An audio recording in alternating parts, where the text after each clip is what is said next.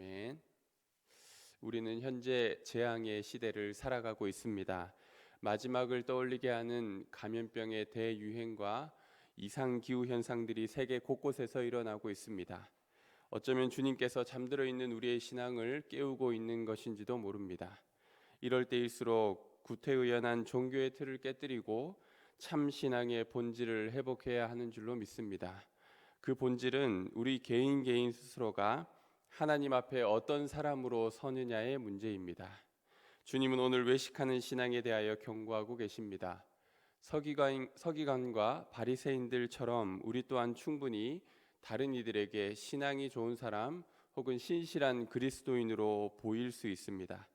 극단적으로 말해보자면 주일에 한 번 교회 오는 사람은 그 몇 시간만 신앙인다운 면모를 보여주면 되는 것입니다.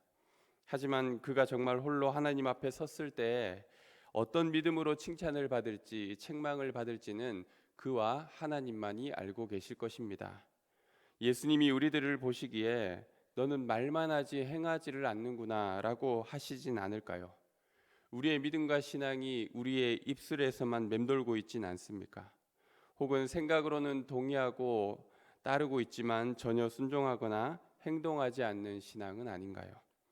교회나 성도가 메시지가 부족해서 힘을 못 쓰는 게 아닙니다. 그 선포된 말씀을 이루어드리는 순종이 없기 때문입니다. 들은 말씀의 한 구절이라도 내 삶에서 이루어드리려 노력하는 진짜 하나님의 사람들이 이 시대에 필요합니다. 설교자인 저는 얼마나 더 할까요? 선포된 말씀의 방향과 부르심과는 너무 다른 삶의 괴리를 느끼곤 합니다. 그럴 때마다 외식하는 나의 신앙이 얼마나 부끄러운지 모릅니다. 여러분이 매일매일 하나님의 뜻을 따라 순종하고자 노력하고 있는 말씀은 무엇입니까? 우리 교회가 하나님의 부르심을 따라 실천하기 위해 애쓰고 있는 말씀은 무엇입니까? 사유하는 즐거움이나 듣는 기쁨을 위해 하나님의 말씀이 선포되는 것이 아니지 않습니까? 선포된 말씀을 우리는 얼마나 무겁게 받아들이고 있습니까? 허공에 흩뿌려지는 메아리가 아니라 하나님의 생명과 능력을 간직한 말씀의 씨앗을 인내함으로 열매 맺기 위해 노력해야 합니다. 그리고 우리는 너무나도 사람을 의식하고 있지 않습니까? 그들의 모든 행위를 사람에게 보이고자 한다. 이것이 서기관과 바리새인들의 특징이었습니다. 칭찬받고 인기를 누리는 것, 모두에게 존경받는 저명한 사람이 되는 것, 선생이나 지도자라는 호칭을 듣는 것을 좋아합니다. 도대체 신앙생활을 누구를 위해서 하는지 헷갈릴 때가 있습니다. 자신의 이름과 체면이 세워지는 일은 좋아하되 낮아지고 섬기는 일에는 관심을 두지 않습니다. 그리고 얼마나 자신의 수고를 사람들이 알아주느냐를 따지고 있습니다. 알아주지 않았다고 상처받는 일들이 교회 안에서 얼마나 자주 일어나고 있습니까? 사람의 평가에 일희일비하는 사람들은 결코 하나님을 의식하지 않고 있는 것이지요. 우리가 사람을 의식하는 만큼의 절반만이라도 하나님을 의식한다면 많은 것이 달라지지 않겠습니까? 누가 크냐 모일 때마다 논쟁하였던 제자들에게 예수님께서 몸소 보여주신 세족의 섬김의 본을 우리는 기억해야만 합니다. 우리 모두 인사받는 것을 좋아하기보다 교회 구석구석 적응하지 못하고 맴도는 교인들을 찾아가 인사하는 사람들이 되었으면 합니다. 교회에 40년, 50년 출석한 교인들에겐 수많은 사람들이 찾아와 인사도 하고 안부도 물을 것입니다. 하지만 이제 막 교회에 나온 새신자들은 예배를 마치기가 무섭게 자리를 피하기 바쁩니다. 공동체에 끼지 못한 어색함과 소외감 때문이죠. 너희 중에 큰 자는 너희를 섬기는 자가 되어야 하리라. 이 말씀이 지켜지는 희경교회가 되었으면 합니다. 너희의 선생은 하나요 너희는 다 형제니라. 이 말씀의 의미를 매 순간 우리는 기억해야만 합니다. 특히 선생된 자리에 앉은 사람들은 더욱더 그러합니다. 이러한 사실을 잊지 않아야만 예수 그리스도의 머리 되심에 온 교회가 한 몸이 되어 순종할 수 있습니다. 우리 모두가 누구도 예외가 없이 은혜가 필요한 죄인들로서 하나님의 긍휼하심을 구하는 자녀들일 뿐입니다. 목사도 집사도 장로도 성도도 이 중심을 잃지 않고 하나님만을 바라보는 공동체가 되어야 합니다. 우리는 대체로 종교인다운 모양은 갖추었을지 모르지만 신앙의 더 중하고 본질적인 정의와 긍휼과 믿음을 잊어버리고 살 때가 많습니다. 하나님께서 우리들의 모습 속에서 도대체 무엇에 관심이 많으실까요? 여러분이 헌금을 꼬박꼬박 하는지, 그리고 교회 봉사에 얼마나 열심히 헌신하고 있는지, 구역 예배는 빠지고 있지 않은지, 이러한 것들을 살피고 계실까요? 정말 하나님 편에서 중요한 것은 우리의 마음에 과연 사랑이 있느냐를 보실 것입니다. 하나님을 사랑하고 이웃을 사랑하는지, 우리 마음에 예수 그리스도를 향한 사랑이 있는지 그것을 궁금해 하실 것입니다. 11조는 잘 들이되 정의와 긍휼과 믿음이 전혀 나타나고 있지 않다면 신앙에서 가장 중요한 것을 잊어버리고 사는 것 아니겠습니까? 정의는 어디에서 비롯됩니까? 하나님을 얼마나 사랑하고 경외하는지에 달려 있습니다. 긍휼은 그리스도의 사랑을 얼마나 진정으로 깨닫느냐의 문제입니다. 믿음은 십자가에 달려 죽으신 예수 외에는 나에게 소망이 없다라는 겸손한 고백에서 비롯되는 것 아니겠습니까? 종교적 행위가 아닌 신앙의 본질을 경험하는 저희 모두가 되었으면 합니다. 서기관과 바리새인들이 주님께 또한 책망받았던 이유는 그들이 은혜와 사랑의 과목에 항상 빵점이었다라는 것입니다. 그들은 사람을 길러내는 일을 못하였습니다. 맹인된 인도자일 뿐이었습니다. 어떤 자리에 앉아 사람을 판단하고 정죄하는 것은 쉽습니다. 천국에 들어가는 길을 좁고 어려운 길로 만드는 것은 쉽습니다. 예수 잘 믿으려면 이것도 해야 한다, 저것도 해야 한다. 너는 이것 때문에 힘들겠다, 너는 저것 때문에 어렵겠다 말하는 것은 쉽습니다. 그런데 그 한 사람을 위해 좁고 험한 길을 함께 걸어가는 일은 쉬운 일이 아닙니다. 오늘 말씀처럼 교인 한 사람을 얻기 위해 바다와 육지를 두루 다니다가 생기면 자신들보다 배나 더 지옥 자식이 되게 하는 서기관과 바리새인들이 되지 말아야 합니다. 말씀으로 먹이고 훈련하지 않으면 교회에 왔음에도 불구하고 익숙한 세상의 것들만 배우고 맙니다. 남을 판단하고 정죄하는 것, 뒤에서 수군거리고 편가르는 것, 하나님의 복을 탐내며 세상적인 욕심을 잔뜩 부리는 것, 뒤늦게 외식하는 신앙을 배워 직분을 얻거나 자기 이름을 내는 일에만 매달리게 되는 것입니다. 이 얼마나 안타까운 일입니까? 교회에 와서 배워야 할 하나님 경외하는 마음은 어디에 있습니까? 교회에 와서 배워야 할 긍휼과 사랑은 어디에 있습니까? 우리는 얼마나 영혼에 대한 관심과 책임의식을 갖고 있습니까? 그 옛날의 서기관과 바리새인들은 자신들의 전통과 권위로 사람들을 올가매고 무거운 짐을 지게 하였지만 요즘 교회는 아예 노터치입니다. 교인들도 그거를 좋아하는 것 같습니다. 영혼을 기르고 훈련하는 일에 교회의 사활이 걸려 있습니다. 눈먼 인도자가 되어 교인들을 세상적 가치로 몰아가는 교회가 되지 않도록 깨어 있어야 합니다. 말씀으로 먹이고 말씀으로 연단하여 하나님의 사람들을 길러내는 교회가 되어야 합니다.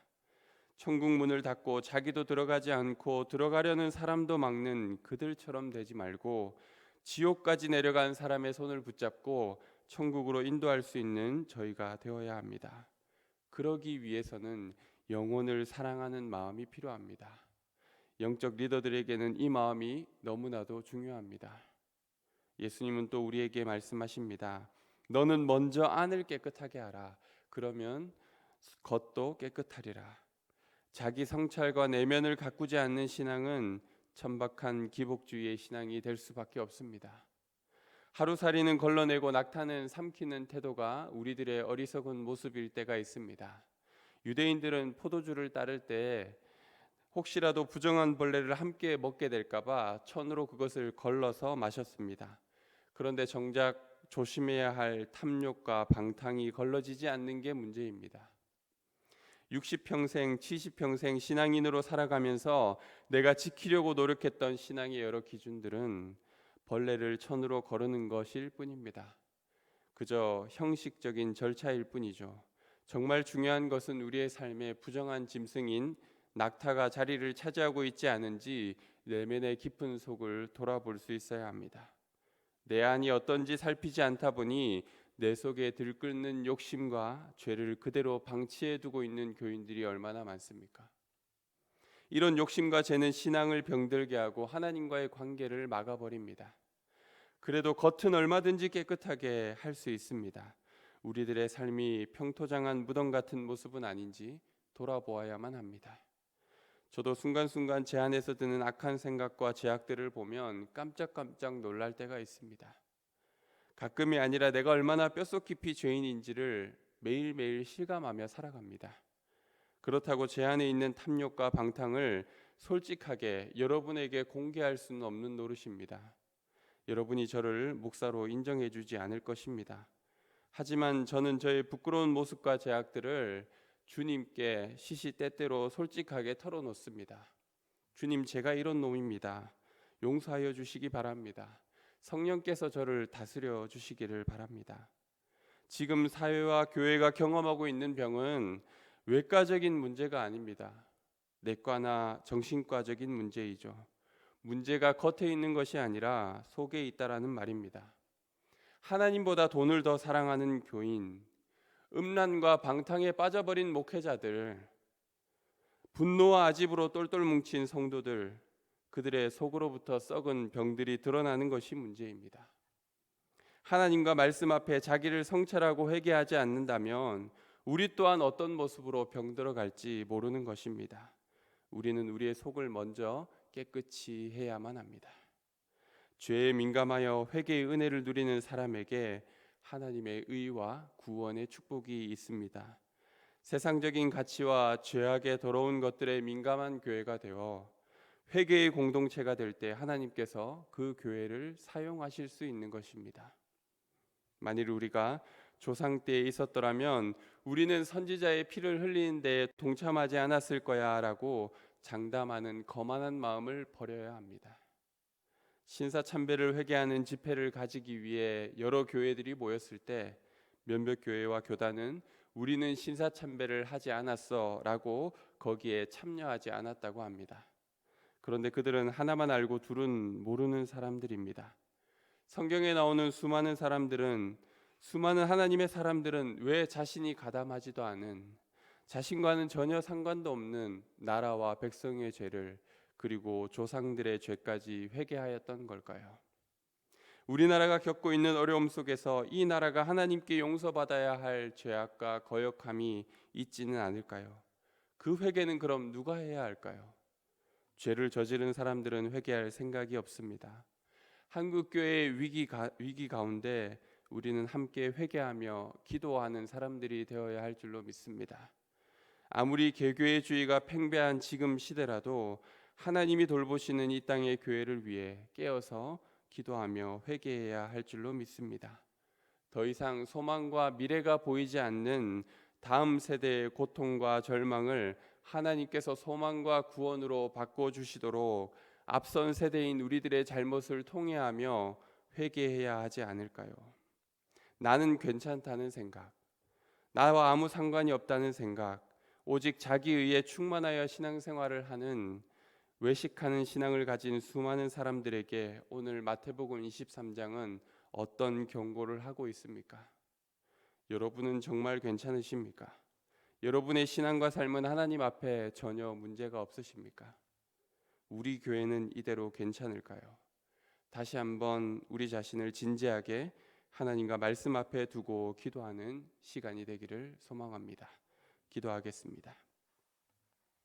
하나님 아버지, 서기관과 바리새인들을 향한 예수님의 경고와 저주가 안일하게 자기중심적으로 살았던 우리들과 교회를 깨우는 말씀인 줄로 믿습니다. 자기의에 만족하며 하나님을 의식하지 않고 행하였던 우리들의 모든 부끄러운 신앙이 말씀의 판결 앞에 드러나게 되었으니 회개하는 심정으로 깨어 기도하게 하시고 오직 예수 그리스도만을 따르는 참된 신앙으로 나아가게 하옵소서. 예수 그리스도 이름으로 기도드립니다. 아멘.